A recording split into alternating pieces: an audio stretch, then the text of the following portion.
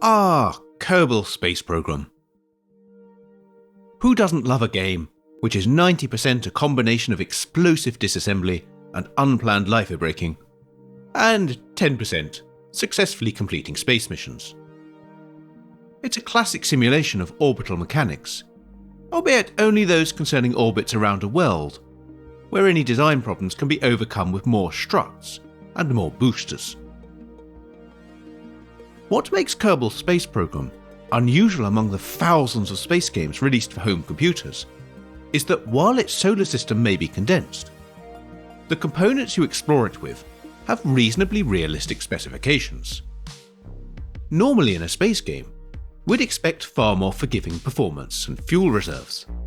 Take classic intergalactic truck simulator Frontier, for example.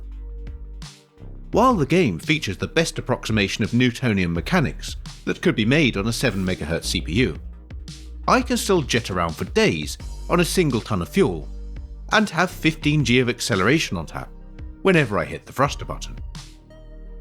The game might simulate orbital mechanics, but it's far easier to bludgeon your way through using sheer power.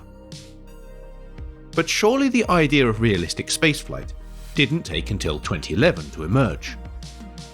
Of course not. One of the most popular options for realistic spaceflight around the time KSP 0.7.3 was released to the unsuspecting public was open source simh Orbiter, which had already been around a decade or so by that point. Much like KSP, it's been steadily updated over the years, and what I'm running here is the 2016 release. This is at the extreme of realism. While it offers some easier and simpler fantasy craft, if you think orbit is a matter of going straight up and turning left, you will definitely not go to space today in Orbiter. But even before that, Microsoft had a crack at the genre, back in the days of the mid-90s, when their Microsoft Home label was producing so many titles, it could be considered a denial of service attack on your local software shop's inevitably tiny PC section.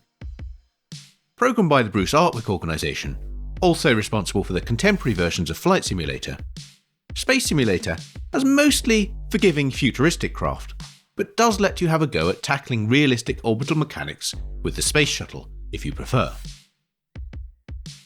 But like early versions of Kerbal, these games concentrate only on flight and miss out all the detail of running your own space program. For that side of things, we'd need to go back another year to 1993 and Interplay's Buzz Aldrin's Race into Space. A game which serves as a useful reminder what a leap forward in interfaces Transport Tycoon was.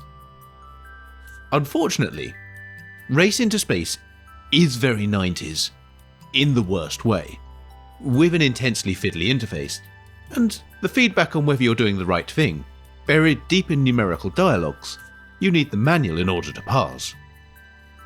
Perhaps space simulation fans of the early 90s liked this fiddliness though, because only 2 years earlier, we'd been treated to the premier button-clicking simulator of 1991.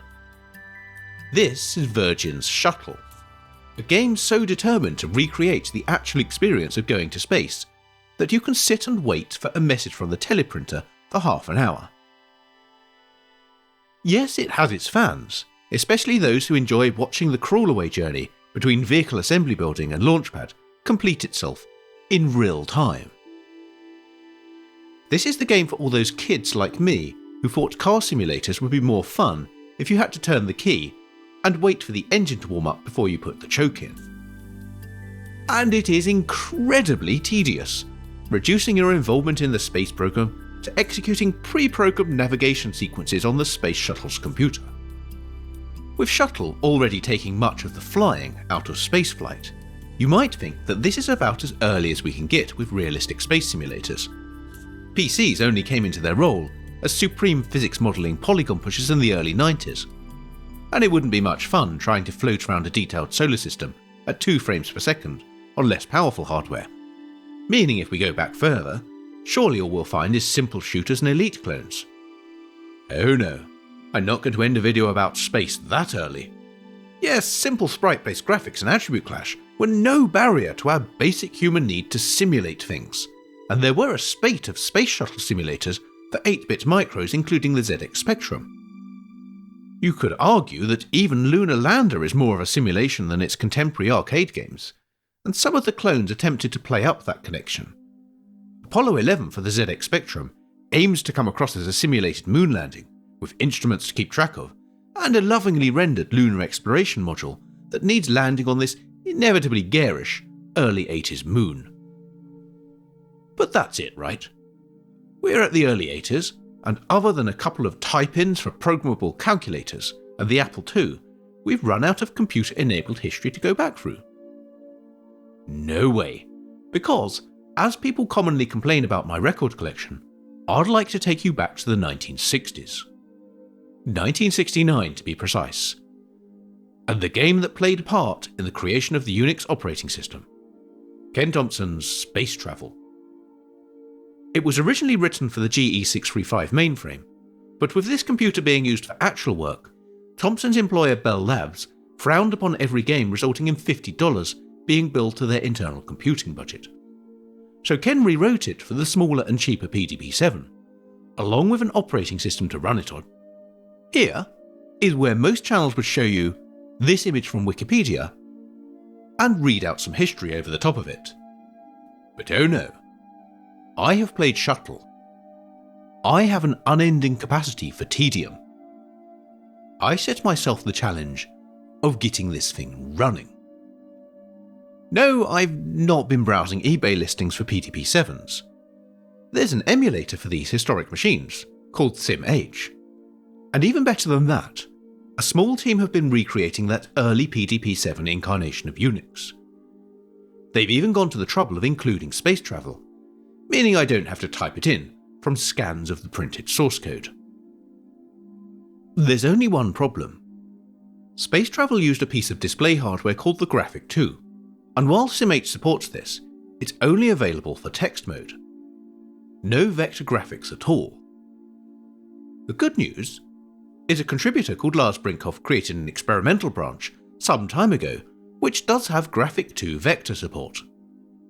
But I was now trying to get 52-year-old code working using an experimental branch of a relatively obscure community-maintained project.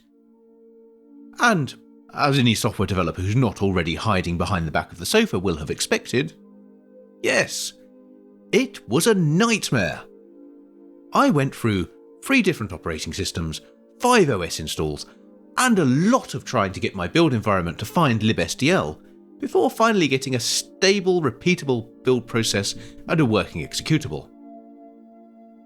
And then if that wasn't enough trouble to be getting on with, my webcam then exploded while I was recording my first reaction gameplay footage. No reaction videos for you. But most importantly, like my attempts to land on the Mun, back before KSP had maneuver nodes or landing legs, I did eventually succeed. Join me as I play one of the world's few working installations of space travel, the Kerbal space program of 1969. And after all that effort, here we have it. A PDP-7 running Unix. Emulated, sadly not original hardware. I think original hardware might be quite a bit larger than the room I record in. So, let's go, let's log in. So, this is the login and password I got. Ken sent me. And that, Unix, circa 1969. So, I'm going to run space travel. And unfortunately, because this has been such an odyssey, this is no longer me seeing this for the first time. I've seen this quite a few times. So I know a little bit about how to play it now. So we have the key commands are, well, we're trying to emulate front panel switches, I think. So the key commands are F1 through F8. And F7 and F8 zoom in and out. So if I zoom in, you can see, here's the planet. So I'm sitting on the planet's surface. And I have with F5 and F6 I can rotate. This is a bit touchy. So the controls on this are incredibly sensitive. Stupidly so. I don't know if that's a quirk of emulation. I mean, if I had the original hardware, maybe it would work nicely. Then I have F4 and F3, which thrust. F4 thrusts forward and F3 thrusts backward. And I'm going to warn you now. I'm going to be saying frosting an awful lot. This is certainly, if you like sort of that kind of nah euphemism, then this is the section of the video for you. Okay, so zoomed in at this point. The incredibly sensitive controls. If I thrust at this point, it will just be way too far. So the screen just disappeared. And I don't know if you see this at the bottom, but my body of influence just changed to the sun. So now, way out in the solar system. If I zoom out now, yes, you'd see I'm sort of escaping spheres of influence and going to end up orbiting the sun, which I'm not sure where it is on this screen. This is incredible, really. This is 1969. That's everything that happens in this has to be viewed through this lens. That this is a game from 1969. It's quite incredible that this existed. This is really quite something. But anyway, okay. So I thrusted a way out of the sphere of influence of the Earth, but let's try again. Let's go back and go into it. We can try again. So what I've learned is this zoom level also influences how much you thrust when you are thrusting. So if I zoom very far in, I should be able to thrust smaller amounts, and I should. Ooh, so I've gone. Oh no. Okay, so that I thrusted insufficiently. So that flashing CL, I think means crash landed. I think. Yes, there's a lot. This is archaeology. So let's quit. But that was slightly more promising. So I briefly jetted up, and then I crash landed, and that went badly. So I'm going to try to rotate this so that. I'm going to try to rotate this. I'm not going to succeed in rotating this. So, yes, because your your ship is always centered on the screen. So if I start thrusting while the planet's at the top of the screen, what that will result in is me just thrusting into its surface and crash landing again. No. So zoom level 15. I think if I do a little bit of a tap, so 3 taps. Ooh, oh no, that's way too fast. I say that. Can I thrust towards the moon? So this is quite primitive. I think maybe I could just sort of retro rocket, and let's see if I can do that. I'm going to try to arrest my Oh, I'm already firing towards the sun. Okay. So, yeah, so you only orbit around one body at a time. One. Thrust in the correct direction. This is not going well. Okay, yes, I found one of the very first games ever, and I'm rubbish at it. And if I'd been born earlier, I could have found this out without go through all of the... Oh, okay, so it's sort of drifting aimlessly towards the Earth and Moon. And oh, this is something that I've not noticed before about these. They are actually sort of to scale. The Moon does appear smaller than the Earth. Oh, that's really rather impressive. For 1969. Am I going to crash into the Moon? Am I going to be captured by the Moon? Am I going to be able to orbit? If I do that.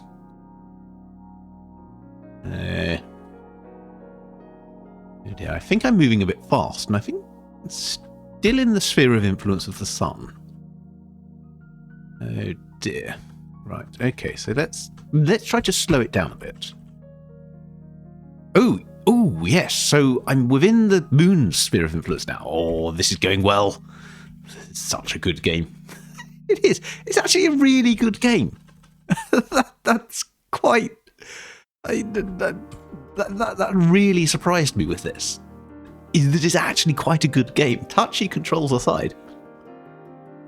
Drift... Oh! Am I orbiting at this point? Is that moon tracking in a sort of orbity direction? Have I achieved something? Have I achieved an orbit? Ooh, that would be very exciting. So zoom in and thrust again. Hopefully that's not going to destroy everything. Oh dear. Okay, so that's maybe go a little bit faster. I'm going to try the retro rockets with unthrust. Okay, so now, can I thrust towards the moon? No, can I thrust in this direction? Oh, I've left. Oh no, I'm back in its sphere of influence. So let's try to get alongside it. And how do orbital mechanics work? Where's the Scott Manley of this space travel? Oh, it's so close, so close. Right, so I want to be traveling in this sort of direction. I can't rotate. Okay, so I'm going to go in and I'm going to try to retro rocket a bit. If I slow right down. Come on, God, Timble, you can do this. You're probably the well, I don't know, the people from the 60s are probably still around. Let's say you're probably the world's premier space travel expert at the moment of this game. I should spell the tutorial. Actually, when it was up there, I could have retro rocketed. Okay, so yes, so what I can do now, I think. Oh, I'm back in the influence of the sun. I did boost towards that again. Oh, I'm approaching the moon. Oh, so if I get close to it, I should be able to retro rocket once I get sort of alongside it. That might, wow. This is a truly great game. It's really good. I don't know, I keep saying this. It's actually quite fantastically playable. Oh no, that was too much retro rocketing. So let's zoom in even further. Let's try that. Oh, this might get me orbiting. Can I orbit the moon? Oh yeah. Oh, I'm going to be. I think I'm going to be gravitated into it. So let's thrust.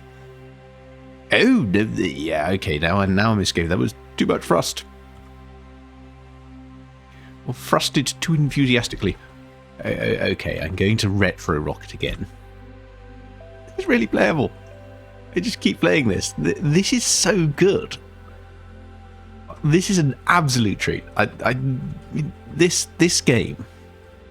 This is something that probably nobody's played for about 40 years, and maybe a couple of people who've gone through the same pain that I have, but to get it running. But it's really, this is just it's a fantastic experience to play with something.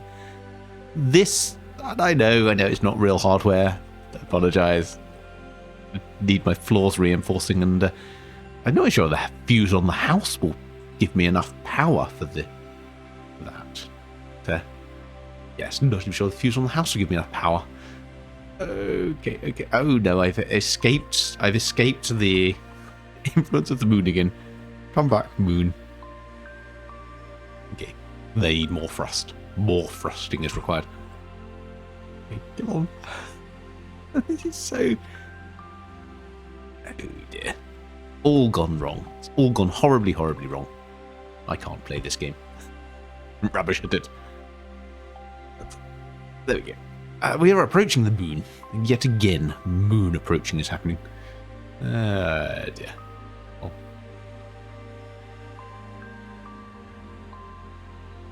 Yes. Let's rotate this in now. If I go there and I thrust towards it. Yeah. All going wrong again. Okay. Oh, there you go. That is space travel. A game from 1969, and I believe, well, I think Space War might have been earlier. I'm not sure. This is the very first realistic space simulation.